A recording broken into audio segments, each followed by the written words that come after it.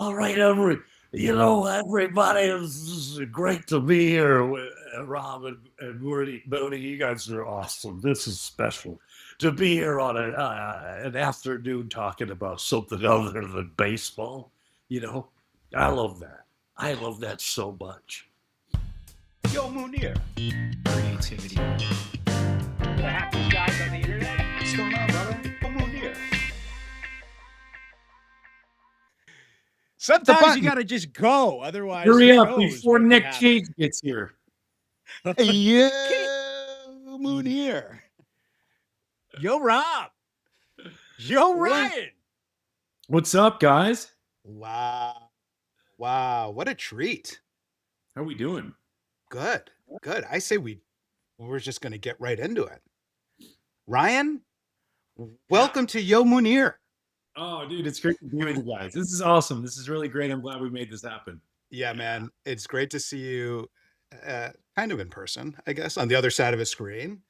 And for those who are watching this or listening, listen, stay through it during the technical issues. You can get there. Just remember that. No matter what. Yeah. Technology today. Remote at the screen, don't do it. Just stay a little calm, take a deep breath. It'll eventually get there. You want to try and figure out how to log into an email? Let's just get zen. Let's just relax and take our time and look where we're at. This is good. Why I keep my Buddhist anthologies nearby. Dude, I got Buddhist sitting on my nightstand. I have a little Buddhist monk that sits on my nightstand. And I'm not like a practicing Buddhist or anything like that. I just do it because it reminds me every once in a while. I got 5 kids, so it just reminds me, hey, dude, just take a deep breath. Just go a little slower in life, and you'll get there faster, you know? There's a great Spanish language term, tranquilo. Tranquilo, Poppy. Take it easy. Chill. I've heard that so many times in my life, it's not even funny. Like, if you were to like have me as a little kid raising, be like, Ryan, what do you think the most used Spanish word besides coño? What is going to be the most Spanish word you're going to hear? And tranquilo is going to be it. I promise you that. I do that more than any other word. Correct. Those two for sure. Absolutely. Well, and it's usually in some sort of form of like coño, tranquilo. Exactly. We have similar situations in Arabic too, but this is the part of the show where we welcome the audience. So welcome to Yo Munir, a show celebrating practice and creativity, hosted by the happiest guys on the internet. I'm Rob Haddad, a former producer and director who spent his career in sports, media, and technology. And I'm Munir Haddad, co-founder and CEO of Kiosk, an award-winning advertising agency and a strong proponent of stakeholder capitalism. Munir, on today's show, we are welcoming a very special guest, Ryan Dempster. Growing up in Gibsons, British Columbia, Ryan worked part-time at a video store with a perk that shaped much of his creative life: unlimited movie rentals. He and his brothers wore out comedies like UHF and quoted Mike Myers and Jim Carrey lines more than they spoke in regular sentences.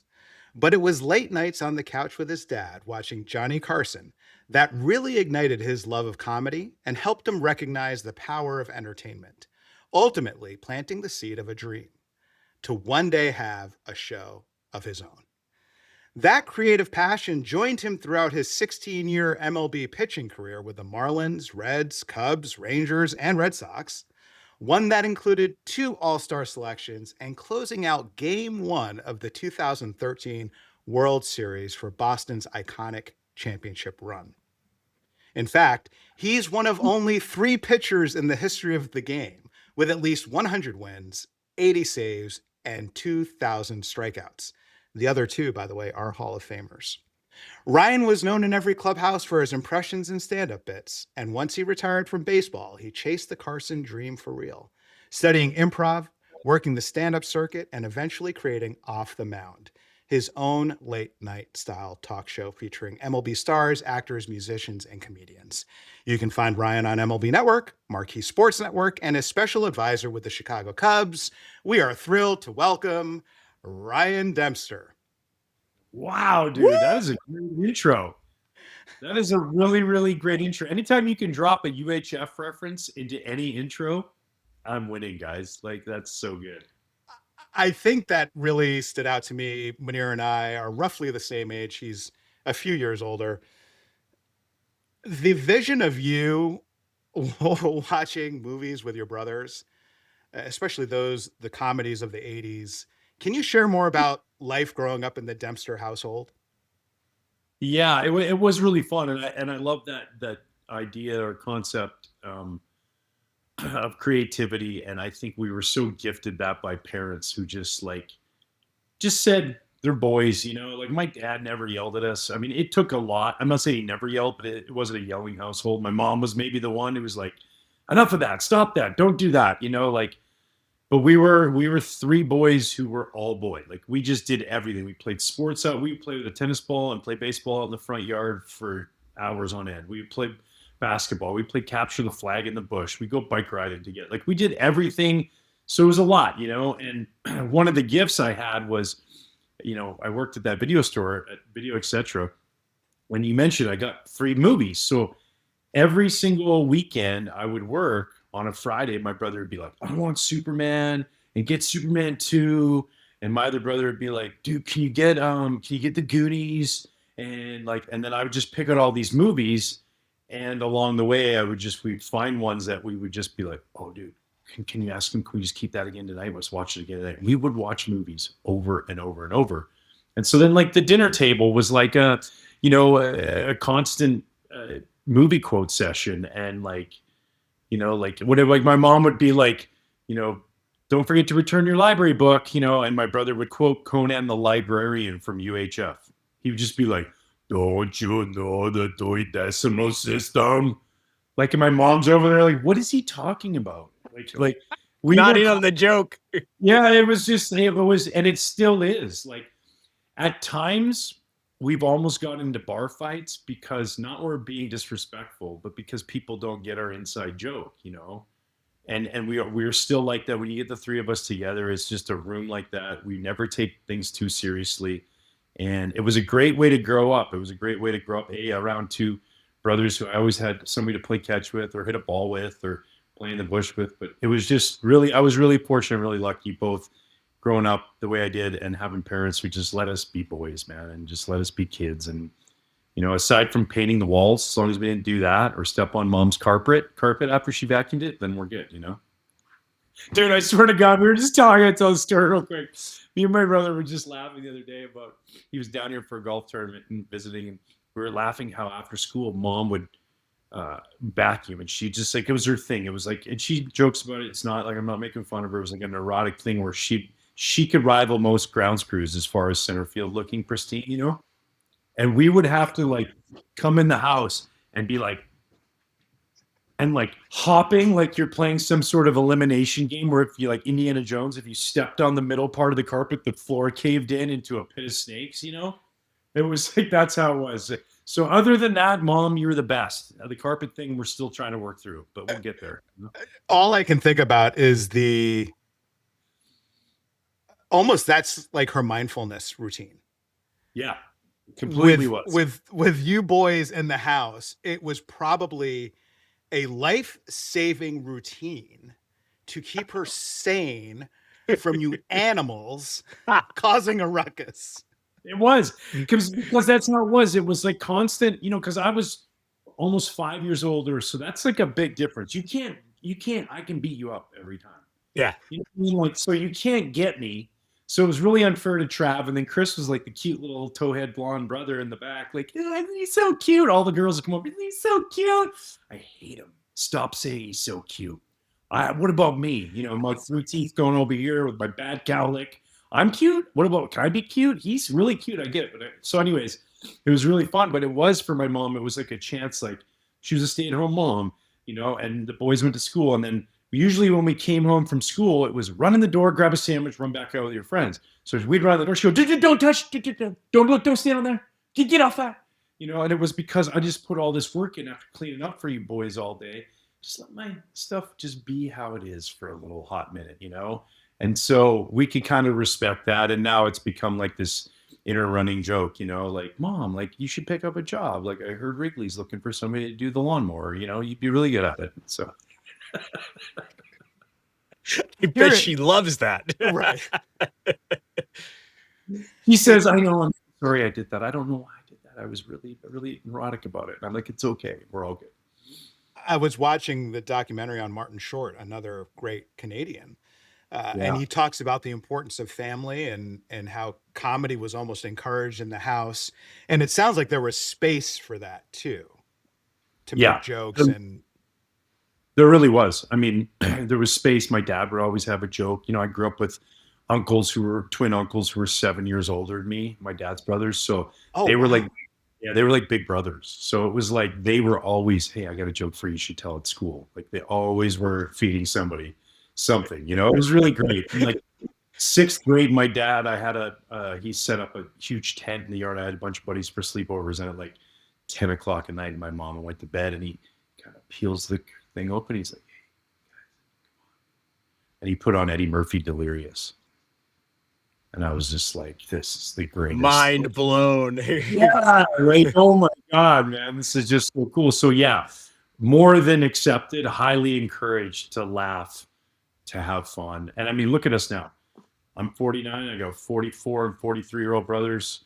And, it's my parents have been married for 49 years. And we all get together, and it's still laughter. It's still fun. Every family get together. It's just kind of how we've lived. Was there ever a point where you considered being an entertainer as a profession? I don't know. I think I was so hyper driven by baseball that I didn't even probably think it like, ironically, a small little town in Gibsons, British Columbia, outside of Vancouver, I thought it was possible to be a baseball player. But I didn't think it was possible. How could I possibly be a comedian? No way. These guys all live in Hollywood. You know what I mean? They're in New York City. There's no chance of that. Like, and so I think I just probably didn't see it as a possibility. And also I was so engulfed in it. But it's funny you asked that. I ran into my babysitter from when I was a kid, and we're at a bar, and she's one of my uncle's friends. So 7 years older than me. Listen, we're not running at the 4-H club here. You know what I mean? It's a little bit different crowd that I was being babysat by. So, and she comes up to me, and I hadn't seen her since I was 9 or 10 years old, was like maybe the last time she babysitted me and my brothers. And she's like, when I found out you became a baseball player, I was blown away. I was like, wow, like, holy cow, Ryan's playing professional baseball. She goes, and then you retired, and I ran into your uncle, and I said, oh, what's Ryan up to? And he said, oh, he's doing stand-up comedy, and he's hosting a show. She goes, oh yeah, I totally get that. She goes, you used to stand up when you were 5, 6 years old. I'd have your brother in a high chair, your other brother in a booster seat, feeding you guys mac and cheese, and you would get up out of your chair onto the kitchen table and sit there and tell jokes. And I was like, who is this kid? And why is he doing this? And yeah, I've had it in me since I was little, man. Like, I did not know that, by the way. I had no clue. Like, nobody in my family, they're probably just like, tell Ryan to stop talking. Please don't encourage this behavior.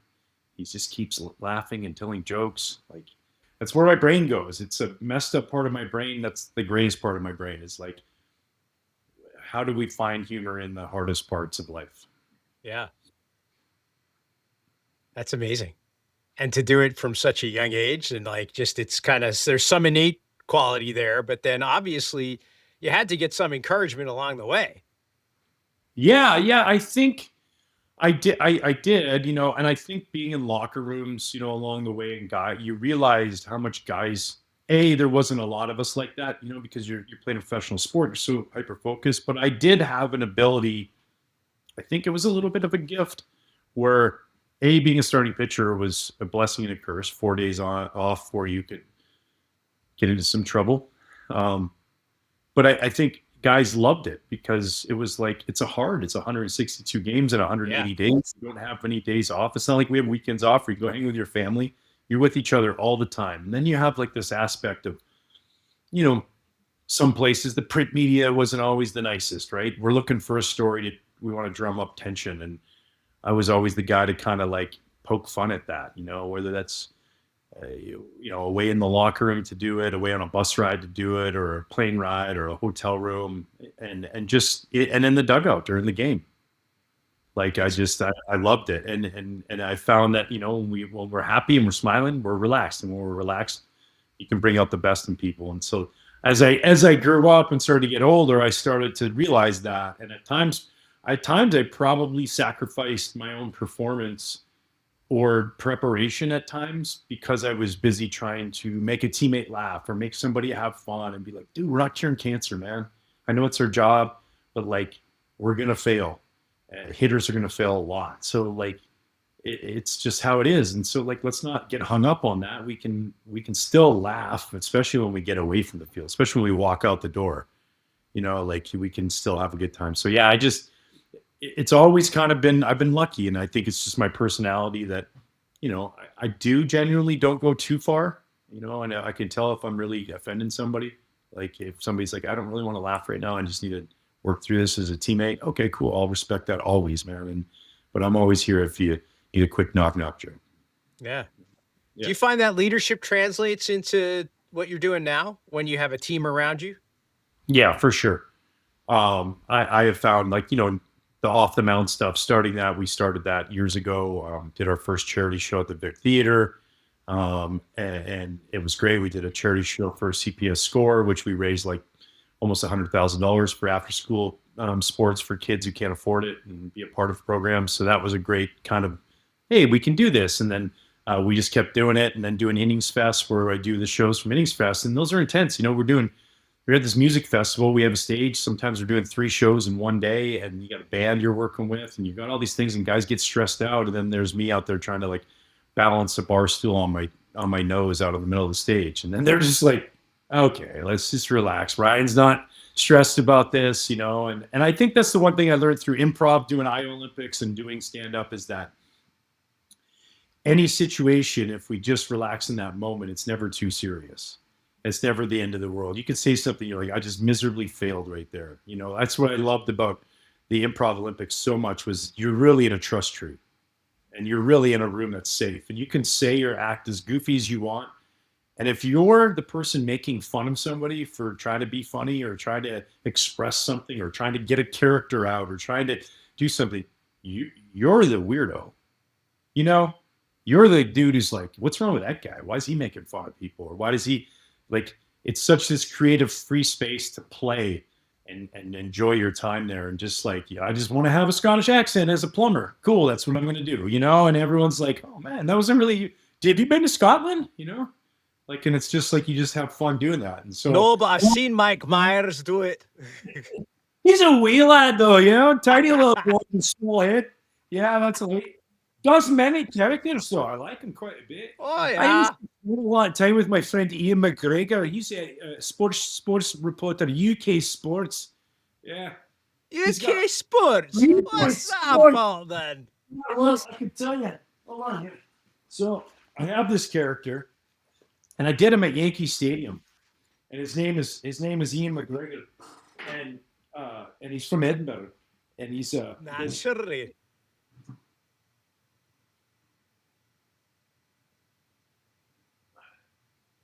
Hold on. Holding.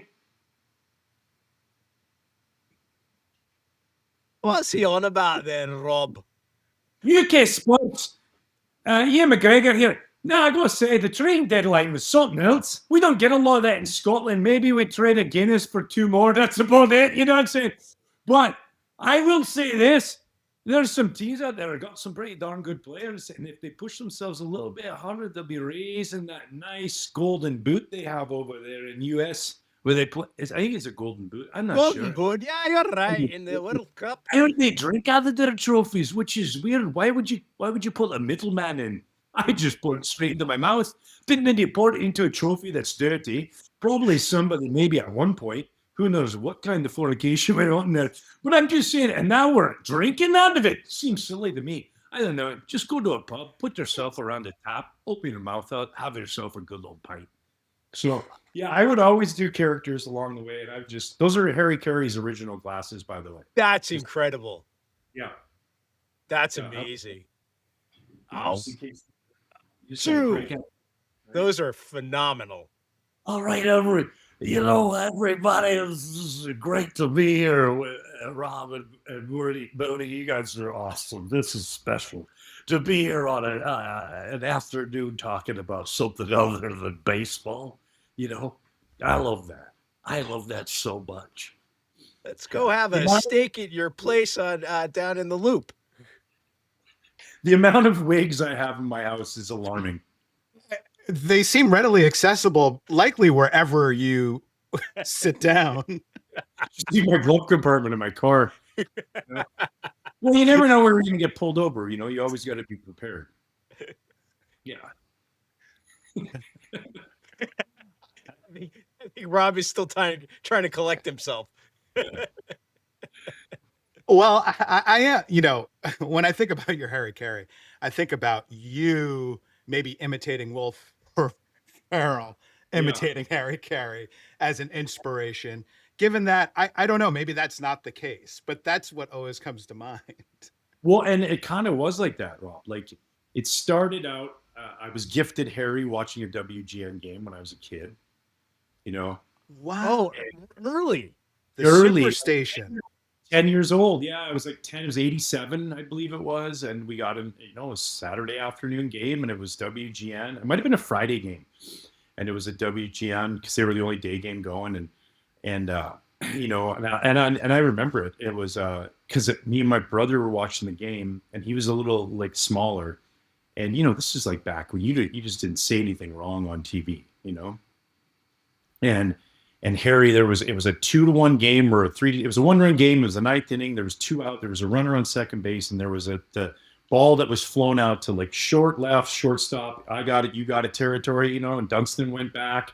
He was kind of like getting under it, and then in came Jerome Walton from left and the center, and the left fielder came in, and then the ball dropped in a tie game. And Harry's call was like this. He's like, "There's a fly ball to left field. The Dunstan's under it. Should be the game. In comes the left fielder, and Jesus Christ."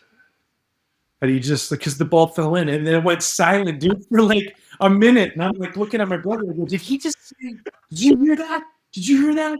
Like, it was just like, he mumbled it under his breath. It was like they were in the middle of and he just went quiet. And because he was a religious man, he didn't say stuff like you, And I think he just had a moment of like vulnerability and like, I'm sick of this losing. And then he just didn't say anything. And then you just heard, I believe it was Stoney, and Stoney just went on talking for the next 10 minutes. And then they came, but he was just fun. And then I got into Will Ferrell doing it. And then I got to Chicago. And then I started to pick Dutchie Carey's brain, his widow, who I got to meet and got to know. And I just asked all these stories, like, please tell me about them and tell me about, are these stories real? Like, did he really go drinking every night? Oh, wine every night. I don't know why he drove his car to the field. He would drive his car to the field, and then somebody would drive his car home for him while he went out in Wrigleyville. And then the next day, and they were like, why don't you just have us drive you in a car service? And he's like, I like the drive to the field. It's comfortable. It helps me relax. Like this dude was. They need to bring back more of that. There needs to be more announcers drinking during the game. Right. That's the solution. Don Meredith. Not too deep. We don't need to look further into it. It's just more casual drinking during the game. It's funny because I'm fed a lot of conversation online about how our lack of cigarette smoking is contributing to increase in anxiety. And you want to talk about a tremendous marketing ploy by tobacco companies? It's, hey, man, your therapist costs a lot more than a pack of cigarettes. Oh, God. Exactly. Like, just like these things will calm you down, I don't know if we made a right turn there, but okay, you can, there's a lot to unpack there, Yeah. I got the cigarettes that'll help relax you more than those ones that they're correct. We made a really big turn. I think that's how we got to know each other. So I am curious though, because you talk about this importance of relationships within the clubhouse, the seriousness. of baseball, particularly compared to the other sports, your improv experience. Your 2013 Boston Red Sox team had more than your usual number of characters and personalities. And you guys were tried during a very hard time during that season as well. And I'm curious your experience on that team and what it was like with that collection of people going through that season together. Yeah, talk about every day being improv. I mean, we didn't know what was going to happen with that group. I'd never been on a team in 16 years, 20 years of professional baseball, but 16 years in the major leagues where you had an innate ability within that locker room of having a guy who could show up every day and be the one who's leading the improv class. And I think that was really special, like it didn't matter who you are. It could be Big Papi, it could be Pedroia, it could be, Craig Breslow, it could have been Andrew Bailey. It didn't have to be the superstar, but it was somebody else every day. Some guys were every day, myself, Johnny Gomes, David Ross, like we were every day. Let's bring it. But it was really truly I say this because I love them all and I love our coaches, but like it was truly a team run team. Like we controlled every narrative of everything. And we had veteran guys, so we could do that. We had superstars who controlled that locker room, so we could do that. But there was never a moment of, you could see anything. Like I remember Pedroia, it was May, and Big Papi, David flew out to center, and he didn't run out down the first baseline. And he he comes down the steps in the dugout, and Pedroia goes, "Hey, Pun," and we called him Big Pun, like the rapper. We're like, "Hey, Pun," and he's like, "What's up, Petey?" He goes, "How hard is it to run down the effing line? There's effing kids in the stands who pay to watch a game, and you can't run down the effing line. What's wrong with you?" And we're like, "Whoa, there's gonna be a fight," And all of a sudden, David's like, "All right, Petey, my bad. I got you, bro." And I'm like, I remember looking at John Farrell, who was our manager, and I go, "Hey, Skip." And he looks over at me, I go, "It's pretty awesome not having to manage the team at all." And he just was like, "Holy shit." I'm like, "Yeah, dude. Like, we got this. You just worry about dealing with the media and putting a lineup out. We got this." And that's how we did. And we had so many. I said, we didn't go out like people think we did. But we stayed up later than everybody in the league. I promise you that. We had hotel room hangs till 4 a.m. Peavy playing the card once he came over. But before that, Buchholz played. We'd play cards. We'd hang out. We'd talk about the game. We'd talk about what we need to do better. Anytime there's like, "Hey, dinner," 25 guys. "Hey, we're going to do this," 25 guys. "Hey, day off, we're going to golf." 16 guys on the golf course. Like it was just a constant brotherhood of understanding that nobody in this room is bigger than anybody else. I don't care if you're Big Papi or you're the 26th guy on the roster. And we're all going to get along. We're going to be family, and it's not always going to be easy. Like we wear Middlebrooks out like crazy because he was a young kid. But Johnny Gomes is the first guy taking him to the batting cage 7 hours before a game, being like, "Let's get your swing right. Let's get you where you need to be." Like there was just such a love and appreciation for each other. And the amount of fun that we had off the field, whether that was in the locker room, a bus ride, in a hotel room, out at a restaurant or a bar. I mean, there's nobody in the league. We won the World Series, and we also led the league in fun. I guarantee you that, no doubt. Love that. So was it a natural progression to get into talent after your career? Can you talk a little bit about what that transition was like for you? Yeah. And one that's, it's not the easiest, right? Like guys struggle when they get done playing. Like you can make all the money in the world and cool, you got a nice house and you're on a nice piece of property, and some guys are really unhappy and they're sad because we retire at 35 to 40 years old, If you're lucky. If you're lucky. Yeah, you're right. If you're lucky at 35 to 40, that's so much of your life left. And then you turn to like, okay, what kind of relationships did I build during my career? And you'd see guys and they didn't really build them. They weren't good at it. It wasn't important to them. They just saw themselves as baseball players, and that's it.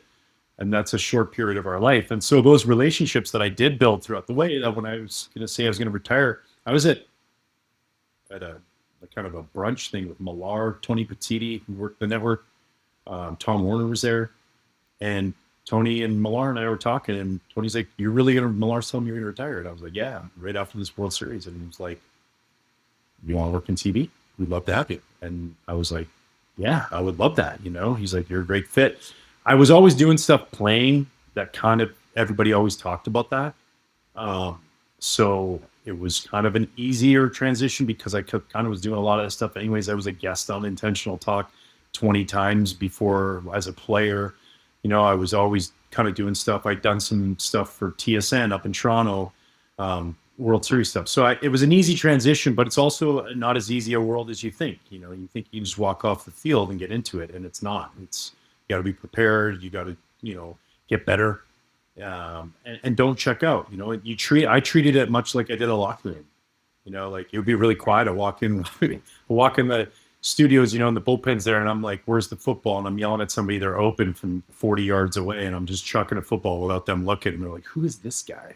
He's nuts," But I love that stuff, dressing up, having fun, goofing around, wearing red suits, and just making people enjoy a good time because it is right. Like baseball has always been fun until we integrated gambling into everything on it. It's really just been truly just like this place where we take our kids to go get away from real life and just enjoy a hot dog and a beer and a ball game with my family.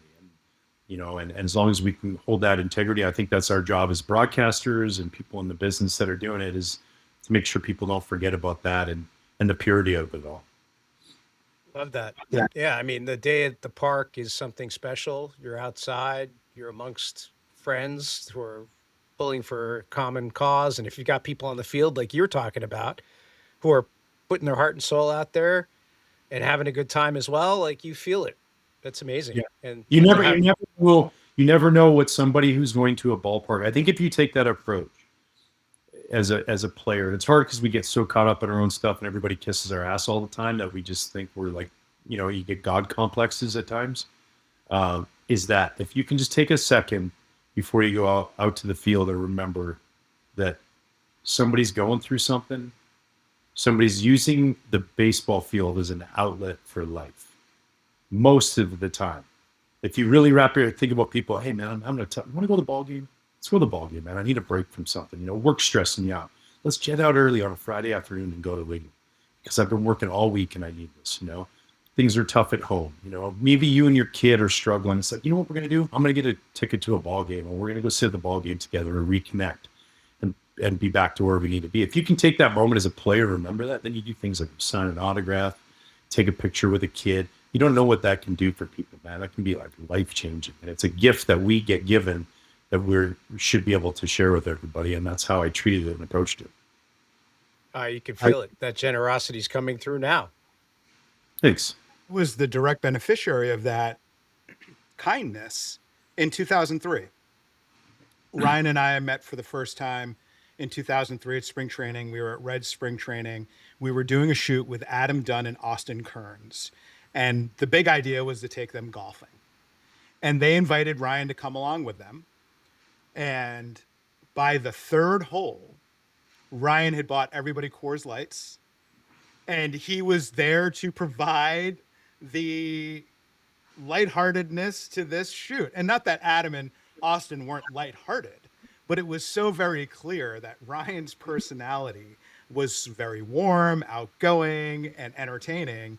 And of course, he immediately ingratiated himself with the crew by making sure they all had Coors Lights while they were shooting the rest of the shoot. So that was like, wow, who is this guy and how do we spend more time with him? Yeah, man. Yeah. And that's what it's all about, bringing out the best. Well, plus, when you got those cameras and you're moving, if you're standing still, it's going to do that. So if you could get a little wobble yourself, it has a little bit more holding point. I try to see what it's going to look like 9 holes from now, At that point, it was as still a shot as we could get, No.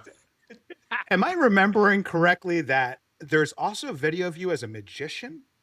Oh my God, yeah. That was a real thing for a little while. I'm not going to lie. That was, as a single guy trying to get girls, that was a really good tool.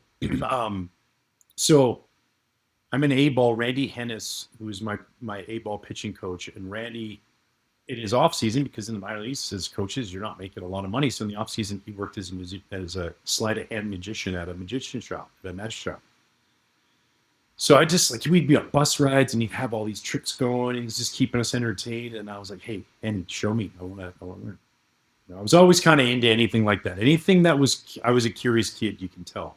So anything that was like, I was always curious. I'm like, well, let me see that. And how does that work? And so he showed me, and then I'd be out in the outfield with a coin in my hand and I'm palming a coin and I'm working on the grab, I'm just working on all these things while batting practice was going on in Melbourne, Florida. And then this kept going and going. Then we went on the road and he found a magic store. He took me. I got a couple things, a DeCrom deck and, some coin stuff that I could use for sleight of hand stuff, a levitating deck where a card that comes out of the deck and there's a whole bit to it. And then I just got into it. I started like obsessing about it because I was bored all off season. All my buddies were in college or working or whatever it was. And I'm just doing nothing. And I'm like, just practice. Then I really got it. Then I got going. I got so good. I feel like my best trick I ever did, I was at the Peel Pub in Montreal. I travel with this backpack, and in the backpack I'd have 3 or 4 decks of cards. I'd have coins, and I'd have the D-light stuff with the lights, I had a ball, this orange ball that I could spin and levitate. And there's some other props involved. Let's just say I wasn't that magic, you know what I mean? But I'm doing it. And then I took this girl's ring in a bar in Peel Pub, and she had a ring. And I took it off of her. I said, let me see that. I grabbed it, spun this ring. And there's 50 people in the bar, and they're all watching around. I'm with friends from back home, from Gibsons, and we're sitting there, and it's floating and levitating, and I'm making it raise, and it's going back down. I go, hold your hand up. And she put her out, and I had to go right down on her finger. And the whole bar is just like, what? Like, people are losing their minds, it's just like so much fun. Like, just, I could change $100 bills into $1 bills and all kinds of fun stuff. And I did magic shows on the street, going to elementary schools and hospitals when I would go on visits and bring my magic coloring book around.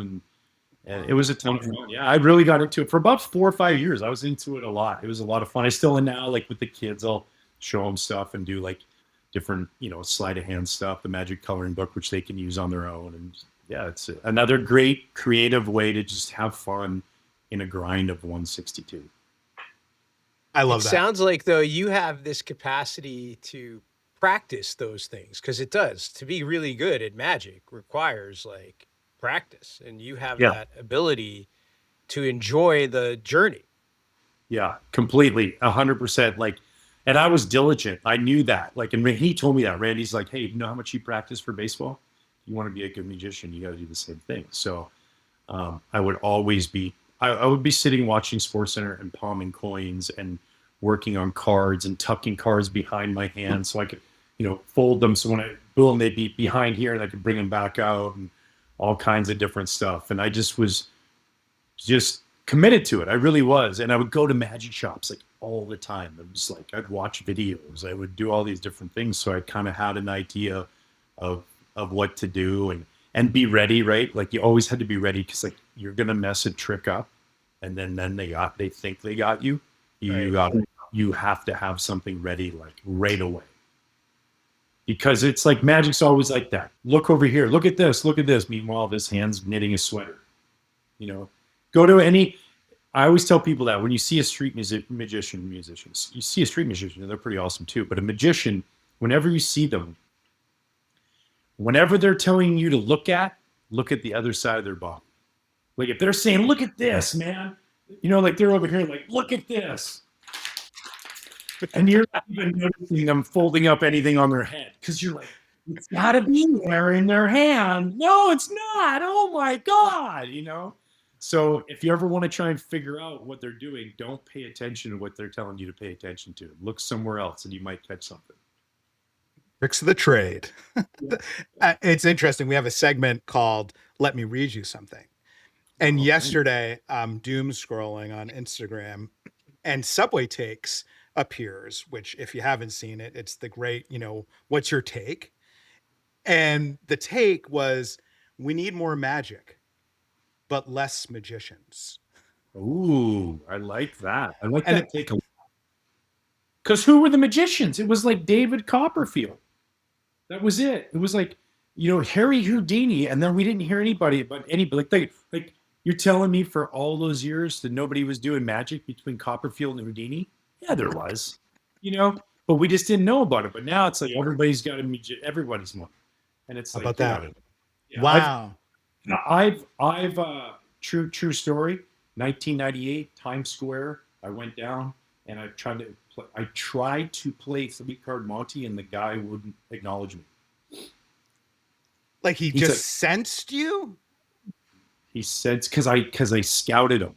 I watched and I watched and I watched and I watched, and he kept fisheye me, and then I said, I got it. And he's like, okay, anybody got it? And I'm like, I got it. I felt like the person who was, I'm like, hello? Does anybody, I'm right here. I got it. And he's like, he's not going to me. He's going to somebody else. Yeah. Like It was Will good. Ferrell and Elf. Ooh, Yeah. ooh. Ooh. I know him. Yeah, but it was pretty funny, like to get full on denied in Times Square from the dude on a cardboard box stealing money from tourists. Yeah. Knew I was going to get him. Yeah. So it's pretty funny. Well, Ryan, this has been a real joy. And we're really grateful for the stories that you shared and the origin stories of your creativity as well.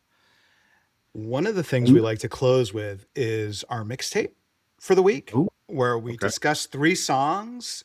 And this week's theme, Munir, is songs that have a sense of wonder. Sense Yeah. of wonder. Sense of wonder. Songs with a sense of wonder. Okay. And I'm wondering if you can think of songs or have 3 songs already that give you a sense of wonder. Well, you mean like Somewhere Over the Rainbow? Could be. That would be Yeah. something like that. That's a really great. I like the original, ukulele version. There's something about that. I have a lot of kids, so I've played that for all of them. I think played it on the ukulele or played current. did it a lot. I'm a struggling guitar player, guys. To be honest with you, I honestly think I might be Jimi Hendrix. I might be left-handed. Oh, I see. Because I struggle with the strum, and I'm fine with moving my fingers and chording it and doing different things. So I'm like, well, maybe I would be okay using, because I'm left-handed when I shoot pool. I prefer a left-handed layup over a right-handed one, and this is a little bit more of my dexterity one. So maybe for some reason, maybe that's it. But I always love that song. Just I love it for kids and being a parent. Just like, hey, like somewhere in our future, we don't know when that's going to happen. Somewhere over that rainbow is something special. And if we just it's a super simple song. So I would probably say that would be a song of wonder for me. I have a song that's in my current playlist right now. It's called No One Else Like Me by the Red Clay Strays. And it's kind of my anthem.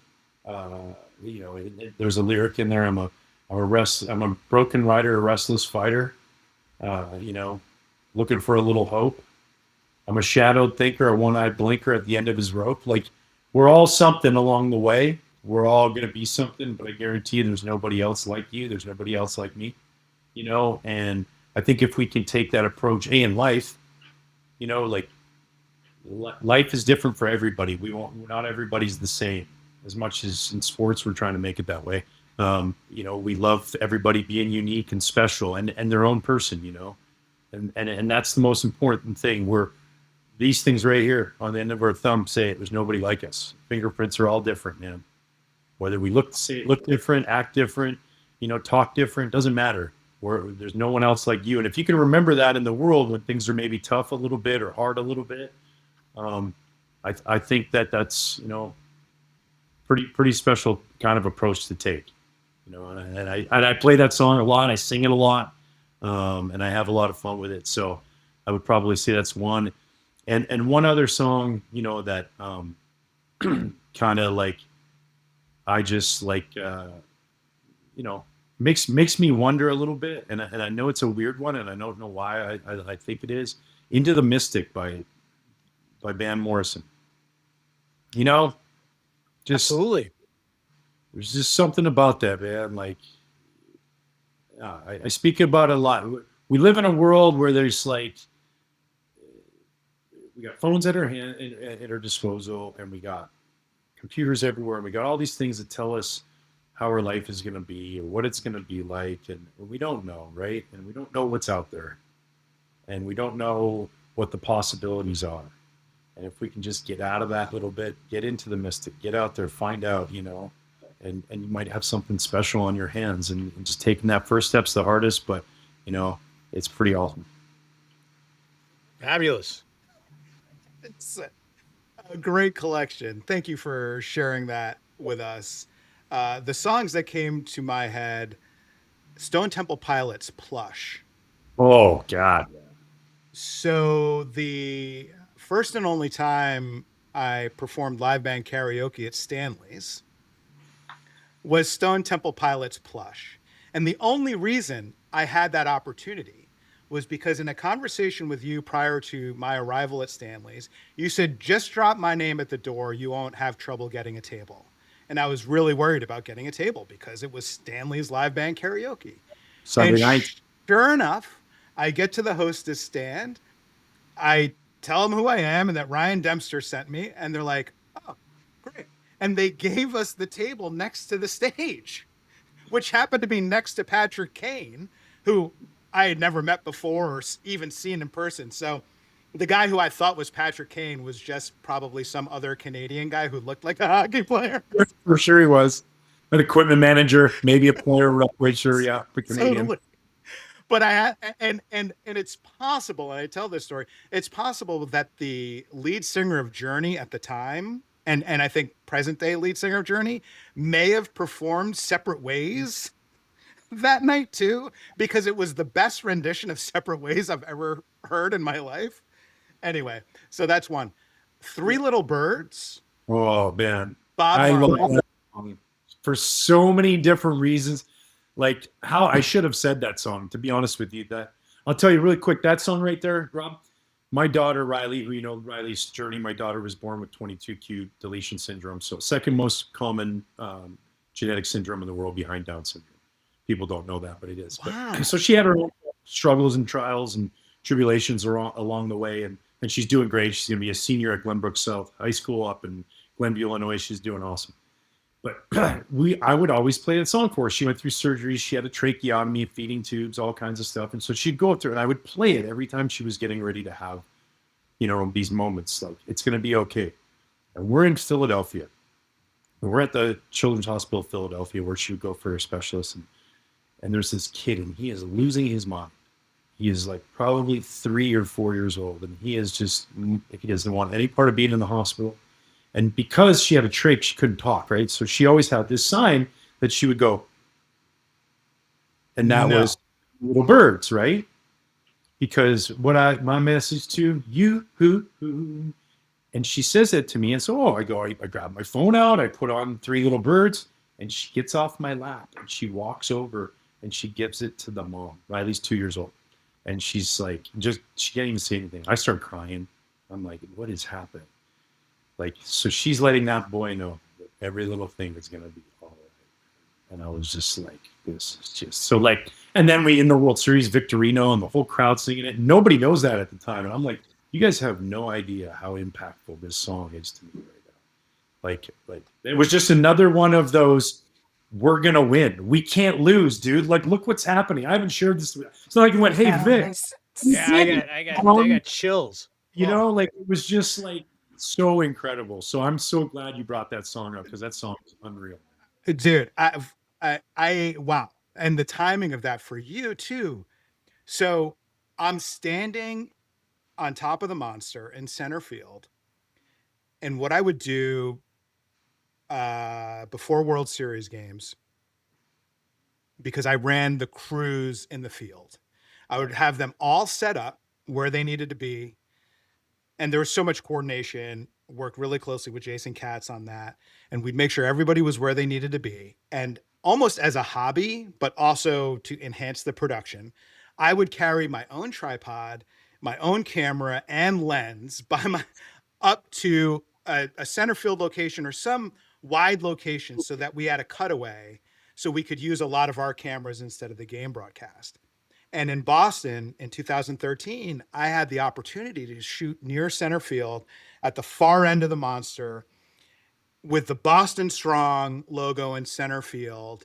So I'm locked in on Shane Victorino, and Three Little Birds comes on, and it is the most magical moment.